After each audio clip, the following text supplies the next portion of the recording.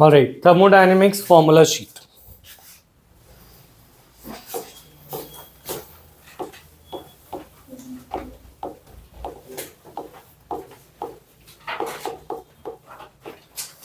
ठीक है, थर्मोडायनेमिक्स का चैप्टर सिस्टम से शुरू होता है और सिस्टम के ऊपर हमने फर्स्ट लॉ ऑफ थर्मोडायनेमिक्स सबसे पहले पढ़ा था।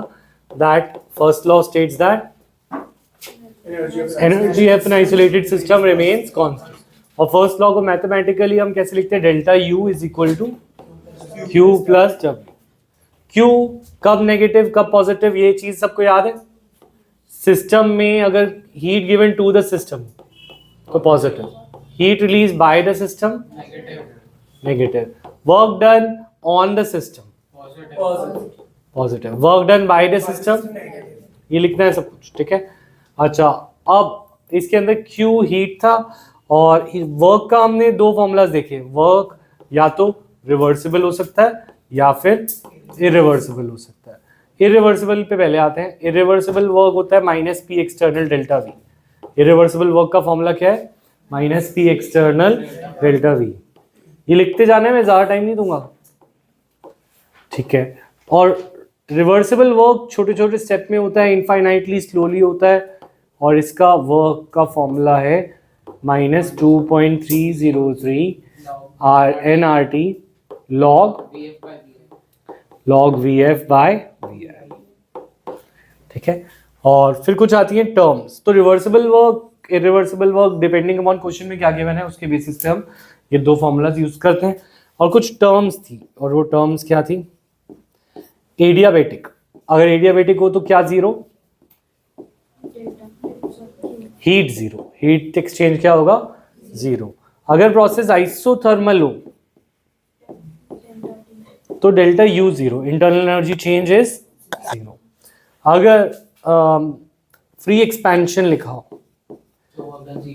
फ्री एक्सपेंशन और वैक्यूम, इस केस में पी एक्सटर्नल जीरो, और पी एक्सटर्नल जीरो होने की वजह से वर्क के फॉर्मूले में पी एक्सटर्नल आता है, इसको जीरो करेंगे तो आंसर वर्क भी zero.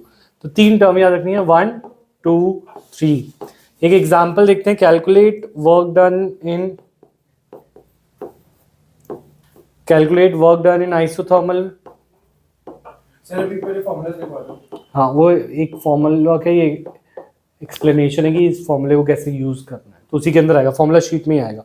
Calculate work done in isothermal free expansion of gas from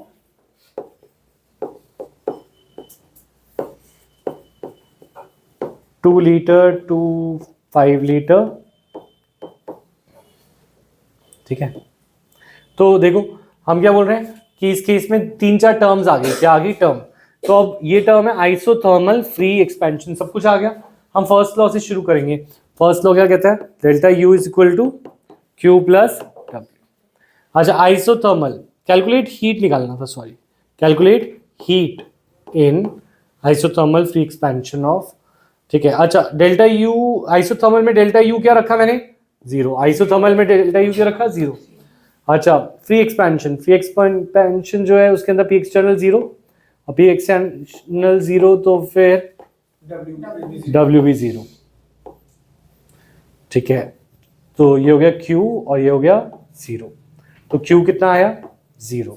that means isothermal free expansion ये हमारी फोर्थ टर्म हो गई। इसमें Q भी जीरो, W भी जीरो, डेल्टा U भी जीरो, सब कुछ जीरो।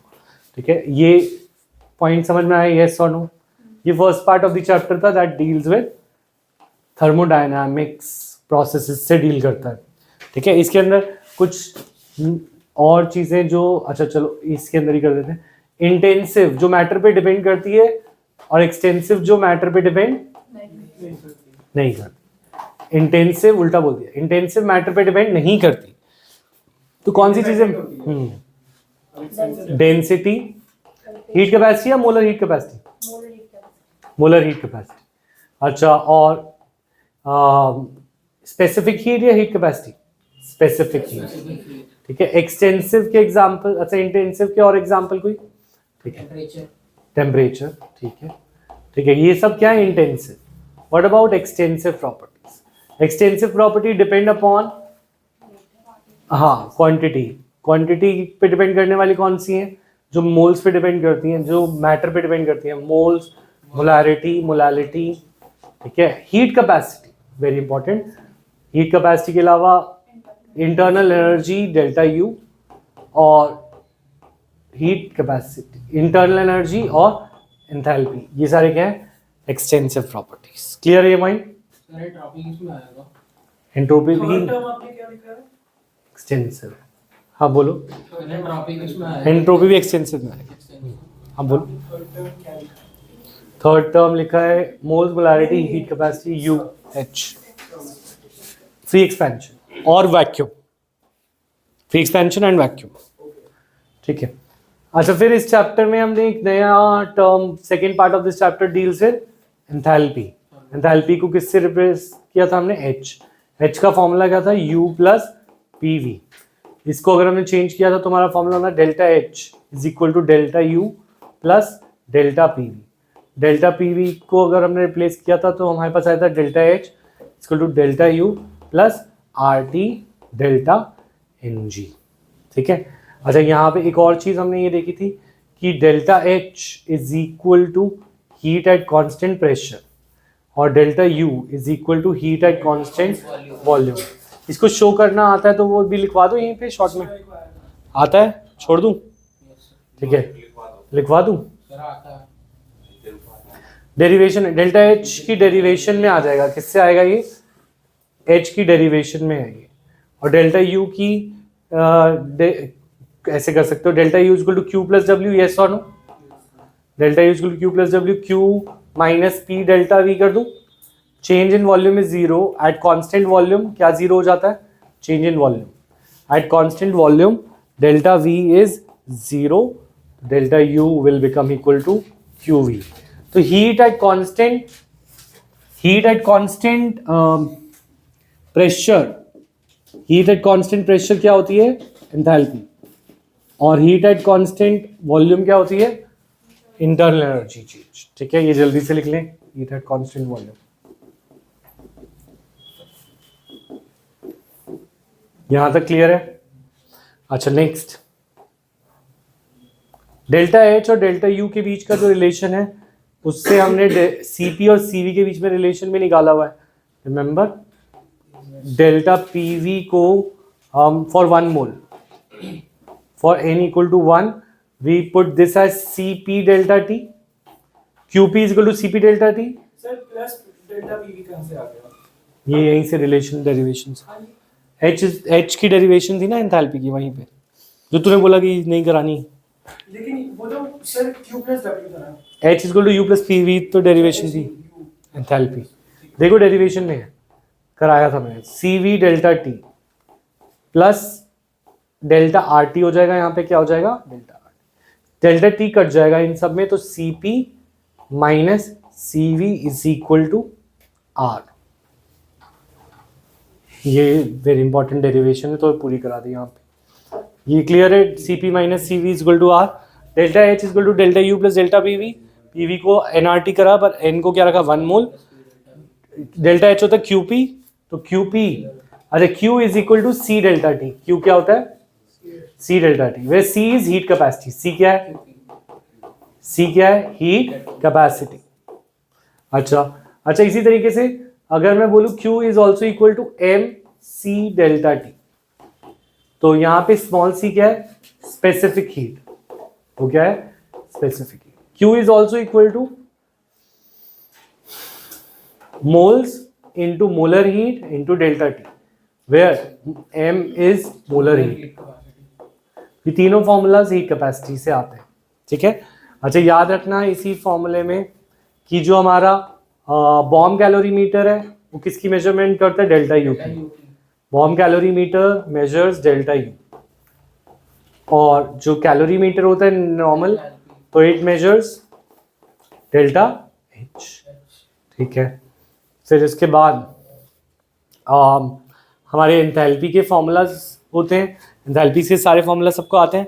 फिर हेसिस लॉ। तो एंथैल्पीज तो वो तुम्हें थ्योरी टॉपिक्स हैं, that is different enthalpies, theory और न्यूमेरिकल दोनों, प्लस हेसिस लॉ के जो हमने न्यूमेरिकल्स किए हैं, ठीक है। उसके बाद आता है हमारा गिव्स अस स्पॉन्टेनियस, और उसके ऊपर delta G is equal to delta H minus T delta S. Delta G negative कब होता है, पॉजिटिव कब होता है, इसके ऊपर न्यूमेरिकल्स देखने हैं अब हमें। तो ये टॉपिक फॉर्मूला शीट यही है, पर इसमें हेसेस लॉ इंक्लूडेड नहीं है ऑब्वियसली, उसका कोई एक फॉर्मूला नहीं है, वो हर एक रिएक्शन पे डिपेंड करता है कौन सा क्वेश्चन दे रखा है, और एंथैल्पीज बनानी तुम्हें आती है। और ये फाइनल फॉर्मूला है, और इससे ही रिलेटेड हमारा सेकेंड लॉ ऑफ थर्मोडायनेमिक्स। तो सेकेंड लॉ लिख सकते हैं, the second law of thermodynamics states that, Hess's law की डेफिनेशन है, when a reaction takes place in several steps then the overall reaction enthalpy is equal to the sum of individual reaction.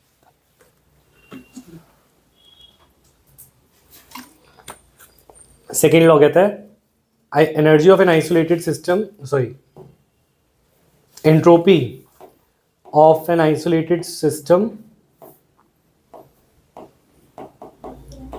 is always increasing. Entropy of isolated system always increases.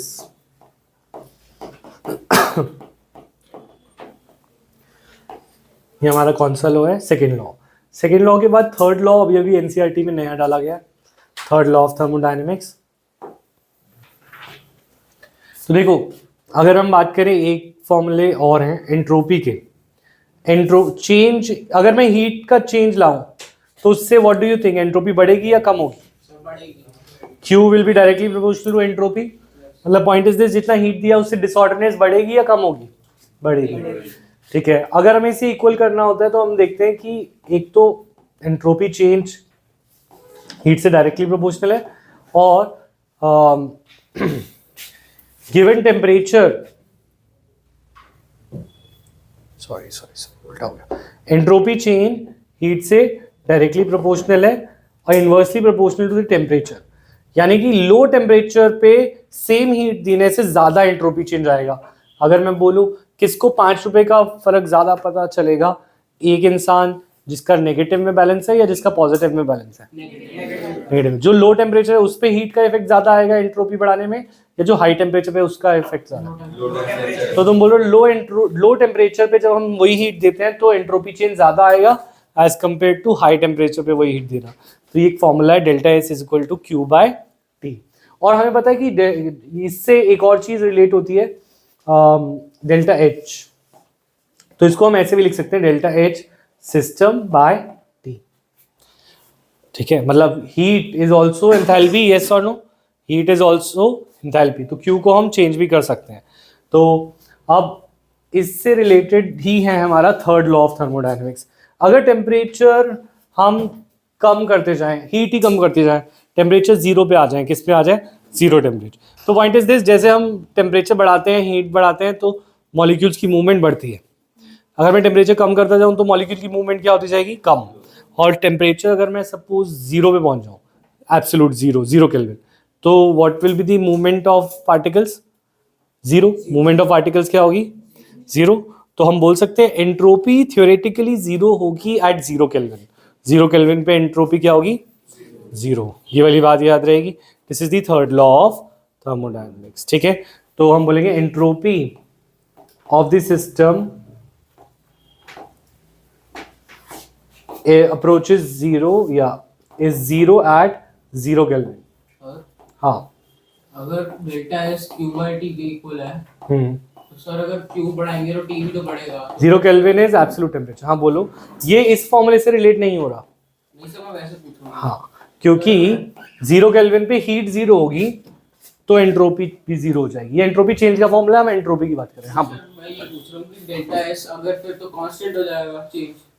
किसमें? अगर Q बढ़ रहा है तो T भी तो, अगर heat दे रही है ज्यादा, हाँ, तो टेम्परेचर भी तो बढ़ेगा साथ में। बढ़ेगा। तो सर फिर डेल्टा एस जो है वो तो कांस्टेंट हो जाएगा। कॉन्स्टेंट जरूरी है, चीजें एक साथ ही बढ़े। जितनी हीट देता है वो टेम्परेचर बढ़ाते हैं। अच्छा, 5 जूल से 5 डिग्री चेंज आता है? नहीं फिर हाँ, बोलो। हो गई भाई, चलो चलो। अभी मतलब सुनाने का कब तक सुना पाओगे? कितनी रहती है? अब ऑक्सीजन कैसे और अमीन दोनों की रिवाइज करें, नेक्स्ट क्लास में मैं सुन लूँगा। ठीक है, लर्न करके आएगा 2 चैप्टर रिएक्शन। ठीक है, सुना देगा, बना के भी पूछूंगा तो घर पे भी कर लियो। नेक्स्ट। हाँ हाँ, बॉर्न हार्बर साइकिल भी इसमें अभी करते हैं। ये नोट कर लिया यहाँ तक, ठीक है। तो थर्ड लॉ ऑफ थर्मोडायनेमिक्स है, ये कौन सा है? Third law. क्योंकि एनसीईआरटी में नया नया आया है तो एनसीईआरटी की ये क्वेश्चन आने के चांस कम है। नेक्स्ट, आगे बढ़े। तो हेसिस लॉ की कितनी एप्लीकेशंस है हमारे पास? 3 एप्लीकेशंस है, नहीं 2 एप्लीकेशन है। एक है एंथैल्पी ऑफ सॉल्यूशन और दूसरी है लैटिस एंथैल्पी। एक बार लैटिस एंथैल्पी की वो देखते हैं, बॉर्न हार्बर साइकिल। ये मिटा दूं? बॉर्न हार्बर साइकिल अगर क्लास स्कूल में कराया है तो वो आ सकता है डायरेक्ट 2 या 3 मार्क में, ठीक है। कल सुबह हम चैप्टर करते हैं, कौन सा? स्ट्रक्चर ऑफ एटम करते हैं, ठीक है। और क्या हुआ? सर अगर मैं सर वही से चैप्टर करेंगे करना सर 1 बजे के बाद रख लो, कभी भी आ जाऊंगा सर। 1 बजे से पहले फिजिक्स की क्लास होती है मेरी, और मुझे स्कूल जाना है। और 1 बजे के बाद सर दक्ष को भी जाना है। मेरे को भी जाने में भी बोल रहा था। तो देखो, बॉर्न हार्बर साइकिल के बारे में बात करते हैं। थर्ड हमारे